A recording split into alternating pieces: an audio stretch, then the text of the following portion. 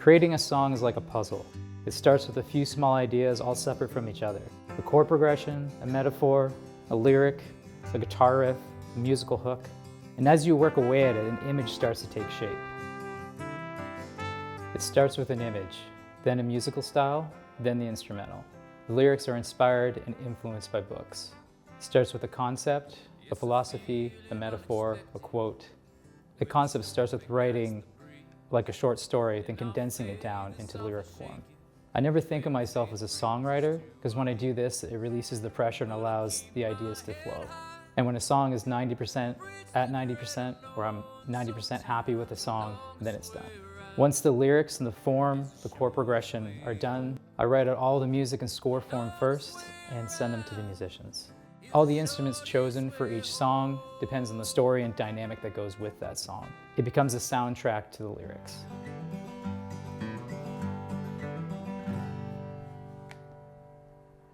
So when it comes to thinking of the concept of a song, everybody's different. The music and the lyrics don't necessarily start at the same time. I kind of start with just an idea or an image of a style of music.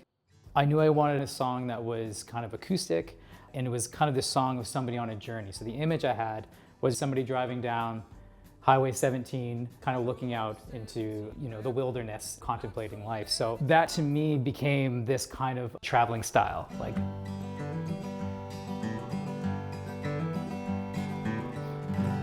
Lyrically, what's influenced for me is by reading a lot of books.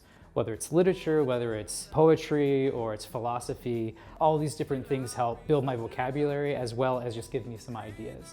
Through that came that idea of somebody traveling to go back home to bury someone that they cared about. So when you started thinking of a song that's more of a cautionary tale or a little melancholy, you start kind of optimistic, but then going to a minor chord kind of, puts a shadow on it. That's kind of just my process. So I'm working through in my head this image of somebody kind of traveling and, what are the different emotions that are going through as the song is going on? What is the person feeling? So again, it really becomes kind of this movie's playing in my head and I'm writing a score of what's coming along. I basically write it out as a short story. The course would kind of be like your thesis, and your verses are the points that prove that thesis. And then at that point, it's condensed down into lyric form, right? Where we're making sure that we're getting the right amount of syllables, maybe things need to rhyme, that kind of thing. And as I'm going through this, I'm also starting to hear the arrangement.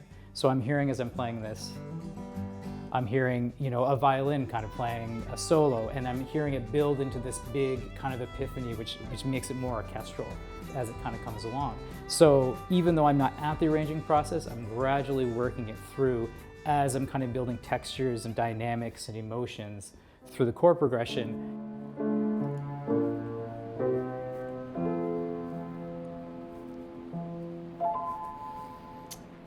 When it comes to picking the instruments and where they're going to go, I always like to look at the piano. What we want to do is basically fill out as much space as possible on the keyboard with all our instruments.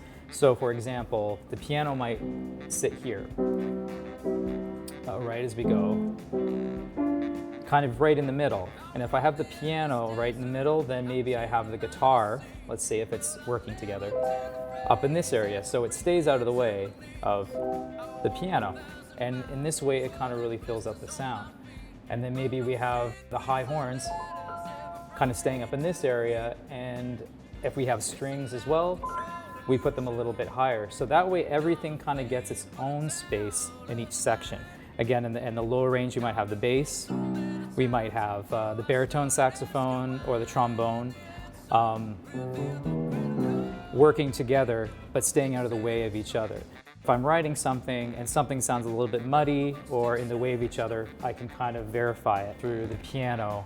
Usually more like you would go, like major chord sounds happy and minor chord sounds sad. Could also depend on what you're singing too, right? Lyrically, what you're singing, vocally, where you're going with it. Because then all of a sudden your arrangement, you have this palette where you can make it sound bigger or happy or more optimistic.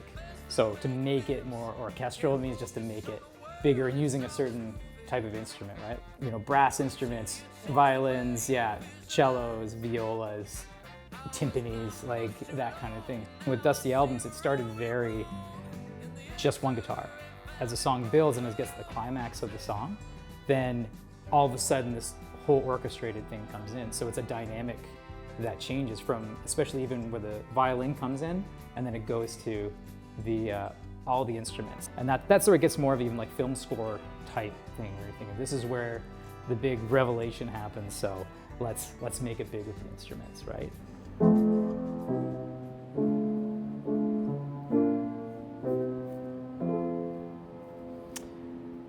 Sometimes I start with guitar, sometimes it's piano, sometimes it's acoustic guitar.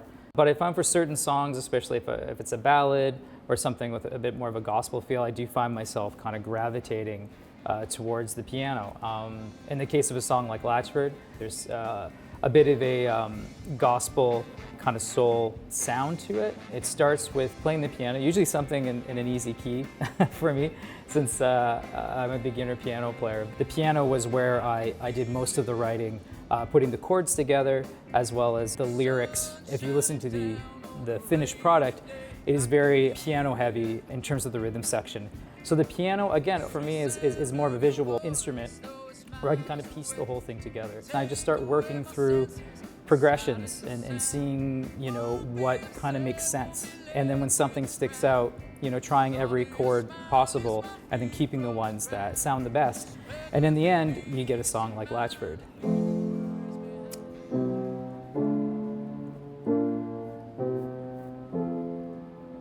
It's a long train to Latchford, when the path is just a river gone dry, and the whistle screams of heartache when you're blind to its lullaby.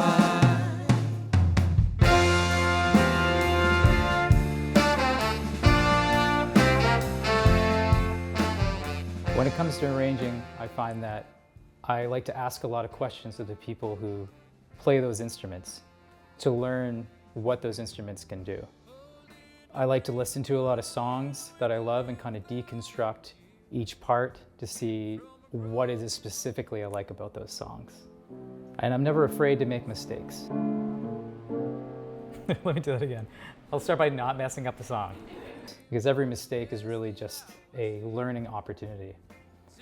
And it takes time and experience to find your own sound. Each time you try a new idea, a new instrument, a new section, a new style of music, it usually opens up a whole new world of musical ideas and possibilities. You start to see the connection between the parts. You see how they all start to fit together. And like a puzzle, not everything you try will fit perfectly the first time. It takes patience, discipline, and determination. But with each mistake, it gets you one step closer to the answer. Now, the recording process is something, over the years, I designed it in a certain way because I didn't want to be limited in terms of time or funds to kind of create the music and the sound and the size of the sound that I wanted. Over the years, we've developed this way of doing it that's very efficient, which allowed us to do this entire album in studio in just 5 days. First day is the rhythm section, so it's going to be the bass and the drums. Now, the bass and the drums are recorded at the same time. We'll run 2 to 3 takes. We'll listen back, and then we'll pick the best performance. And with the quality musicians we have, we're able to do this in just one session, record all 11 songs on the album in one day. Day 2, we're bringing in strings, and we're doing a little bit of guitar and vocals. So the first half of the day is going to be the string section. We recorded each part individually, though we had each musician record several parts to have a bigger sound. So we started with Paul recording violin 1, then violin 2, and then viola, and then we had Loretta come in and do cello 1 and cello 2. So what this allows us to have is 2 musicians that record 5 parts, which gives us that bigger sound. Now, the string part only took half a session, 4 hours to kind of record. So in the second half, since we have the time, I like to do a little bit of vocal and guitar. Now, with vocals, it's nice to be able to split it up to just 2 or 3 songs a day, just to kind of save the voice and get the best vocal performance. So usually what I'll do is I'll start with vocals. Again, I'll do 2 or 3 takes of each, listen back, and pick the best performance. I do the same with guitar, kind of playing through the rhythm sections. Sometimes the solos take a little bit longer than that to kind of get, but it allows us to get 2 or 3 songs done in the vocals and guitar. Day 3, now we're bringing in the horn section. We recorded some of the horns together because of timetables and scheduling people. Again, with the music, with quality musicians, they're able to come in and record everything very quickly and efficiently in about half a session. In the second half, then we go back to recording a few more vocal tracks and a few more guitar tracks. Day 4, so the backing vocals are recorded together at the same time in order to get a good blend between the two voices. Again, they're able to do this in half a day, which leaves us a chance to do more vocals, more guitar parts. Day 5 is finishing up anything that needs to be done. I know we did some guitar, I also recorded harmonica, as well as some percussion, so we did some tambourine. And then just kind of listening back and see if there's anything else that needs to be changed. Now we had Jesse O'Brien playing piano on this. We were able to send him all the tracks. He was able to record all of his parts and kind of send them back to us to the studio to be mixed. Now when we get to the mixing process, I find, especially when you're working with large ensembles, it's very, very important to have a mixing engineer who is skilled at recording large ensembles. So luckily with Wayne Cochran that we use, I've worked with Wayne on 3 of my own albums as well as multiple other albums.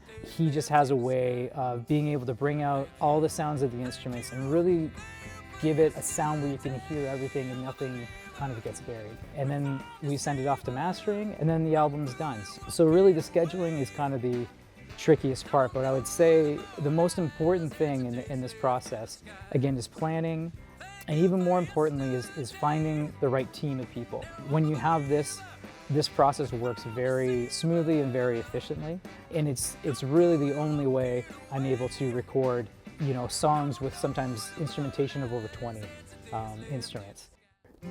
And with time and experience, you discover not only what fits, but what works best for you. And in the end, you look up, take a step back, and you realize that you've created something unique and authentically organic to yourself.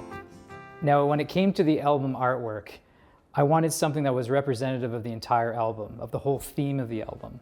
And I'm very lucky to work with an artist named Eddie Edgar, who has designed many of the albums that we've done in the past.